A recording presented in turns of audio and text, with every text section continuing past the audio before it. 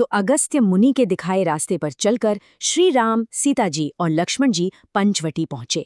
जानते हैं, ये कहानी का वो मोड़ था जहां उनका शांत वनवास एक बहुत बड़े महायुद्ध की भूमिका में बदलने वाला था।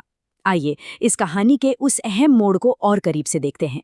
पंचवटी का जो माहौल था, बाहर से तो बहुत ही शांत और सुंदर दिखता था, लेकिन असल में उस खूबसूरती के पीछे एक गहरा तनाव छिपा हुआ था। सब कुछ शांत जरूर था, पर हवा में जैसे एक अनजाना डर तैर रहा था।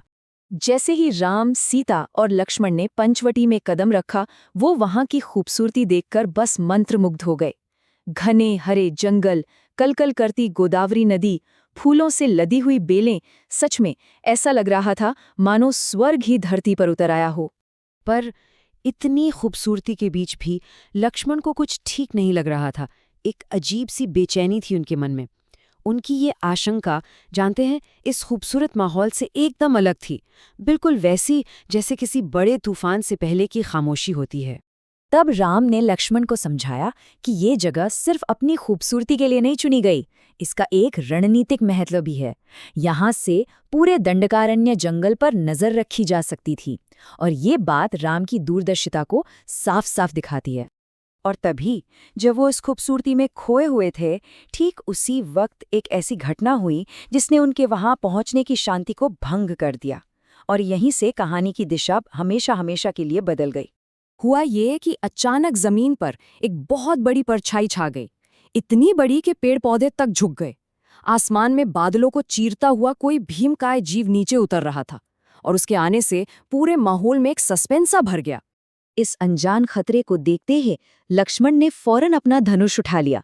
उन्हें लगा कि कोई बहुत बड़ा राक्षस है जो पक्षी का रूप लेकर उन पर हमला करने आया है। लेकिन राम ने हाथ के इशारे से लक्ष्मण को रोक दिया। उन्होंने उस विशाल पक्षी में कोई राक्षस नहीं, बल्कि एक महान और दिव्य आत्मा को पहचाना था। वो कोई और नहीं, जटायु थे। जटायु कोई मामूली पक्षी नहीं थे, वो राजा दशरथ के बहुत पुराने मित्र थे, अरुण के पुत्र और महान गरुड़ के वंशज थे। मतलब उनका राम के परिवार से एक बहुत ही गहरा रिश्ता था। तो जो पल भर पहले एक भयानक खतरा लग रहा था, वो अब एक ताकतवर सहयोगी के रूप में सामने था। जटायु ने न सिर्फ अपनी पहचान बताई, बल्कि उन्हें अपनी सुरक्षा का वचन भी दिया। जटायु के इस वादे ने उन्हें बहुत बड़ी राहत दी। उनकी मौजूदगी ने उस सुनसान जंगल को एक सुरक्षित घर जैसा महसूस करा दिया था। लेकिन इसके तुरंत बाद जटायु ने एक ऐसी चेतावनी दी जिसने माहौल को एकदम गंभीर कर दिया। उन्होंने बताया कि ये खूबसूरत दिखने वाली जगह असल में कितनी खतरनाक है।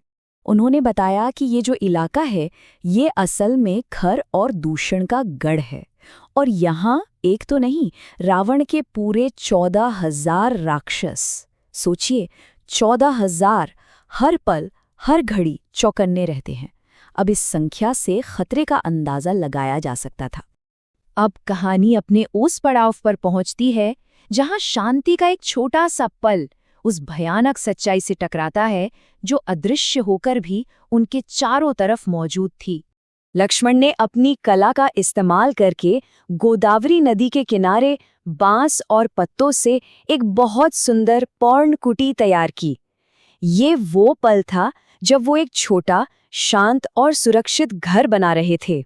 वो अपनी कुटिया में शांति से तो रह रहे थे, लेकिन क्या वो सच में अकेले थे? नहीं, दूर झाड़ियों के पीछे से 2 आंखें थीं जो लगातार उन्हें और खासकर सीता जी को देख रही थी। राम ये बात मन ही मन समझ चुके थे कि ये शांति बस कुछ ही पलों की मेहमान है। उन्होंने महसूस कर लिया था कि उनकी नियति अब एक नए मोड़ पर आ चुकी है और अब कुछ बहुत बड़ा होने वाला है। पंचवटी में राम का आना सिर्फ वनवास का एक हिस्सा नहीं था, ये असल में रावण के अंत की शुरुआत थी। नियति का पहिया घूम चुका था और अब उस महायुद्ध को टाला नहीं जा सकता था।